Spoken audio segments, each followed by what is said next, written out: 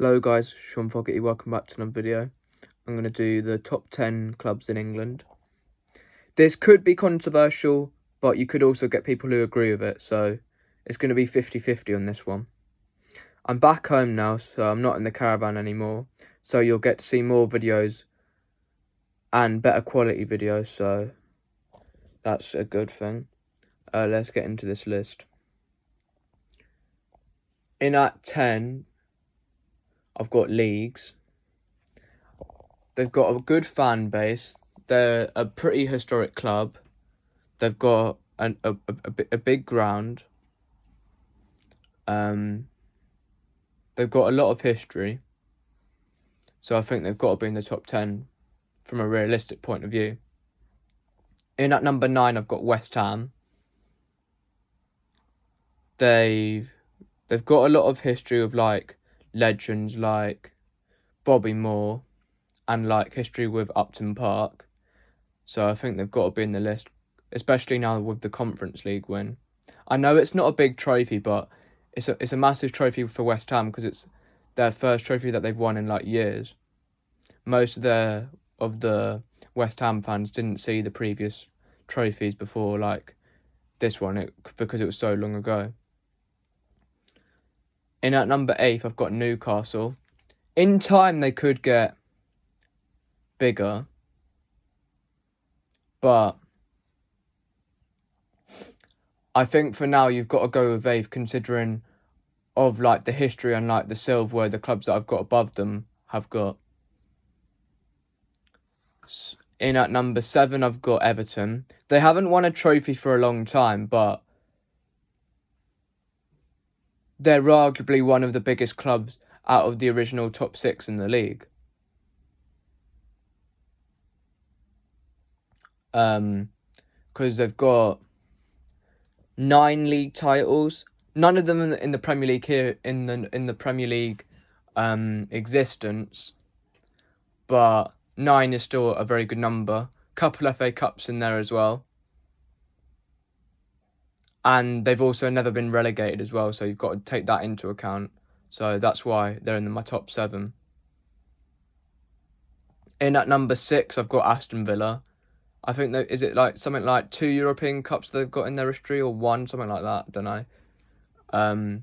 But they've got a big following worldwide. They've got a lot of history, and they've got a good fan base. So that's why they're in my top 6. In at number 5, this could be controversial because people will probably say that they should be higher, but I've got Arsenal because they've got less European trophies than Tottenham and West Ham. They haven't won the league for years. Last year was the first time that they competed for a big trophy for years.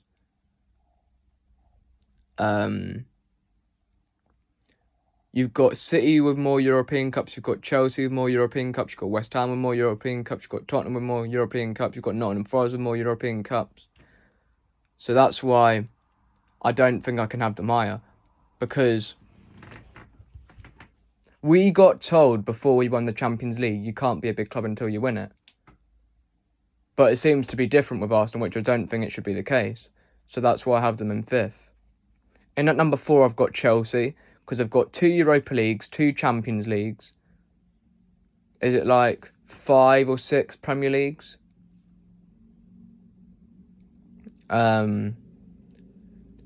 They've done the back-to-back, unlike Arsenal.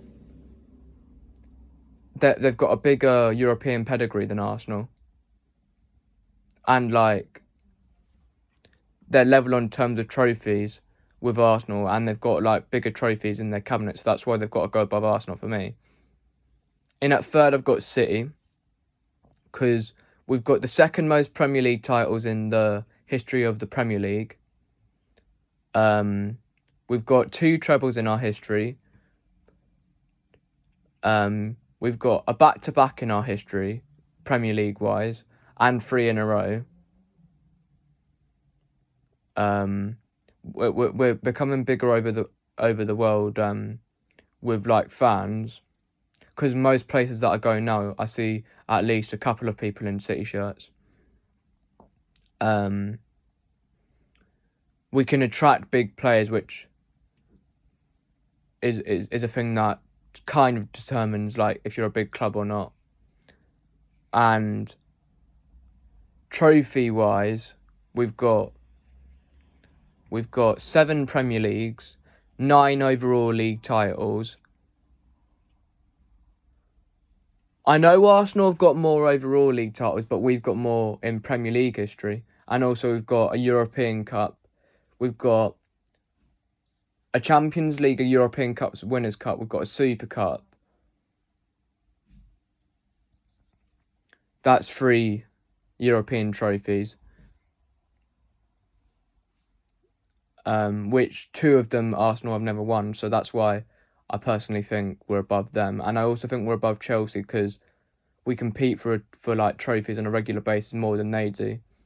And we've got more trophies than them, apart from like maybe like an FA Cup in the Champions League that they have more than us. But apart from that, we've got more trophies than them.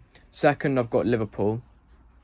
I think at some point they could get overtaken because they've won 1 league in it. Is it like 34 years, 33 years, something like that? Yes, they have 19, but like there'll be quite a few Liverpool fans out there that won't remember their previous 18 in their history because they were too young to remember.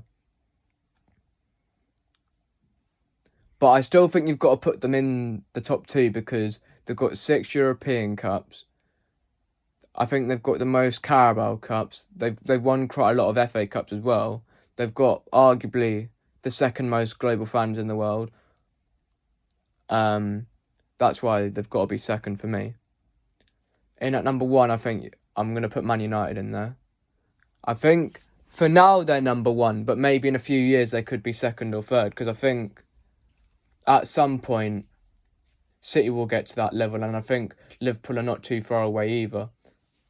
But I think apart from that, I can't see them slipping down more than that. So that's my thoughts on the top 10 clubs in England. Leave me your thoughts in the comment section below, and I hope you have enjoyed this video.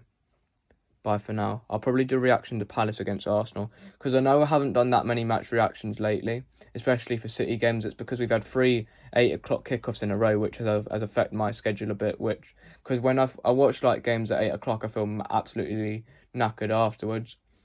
Because I'm a passionate fan, and when I get passionate at night, it affects me a bit, like in terms of like tiredness and stuff. Which when I'm like tired, some of the time when I do a video, it's not the best quality because of like I'm slurring my words a bit and stuff like that. But thanks for watching and have a good rest of your day.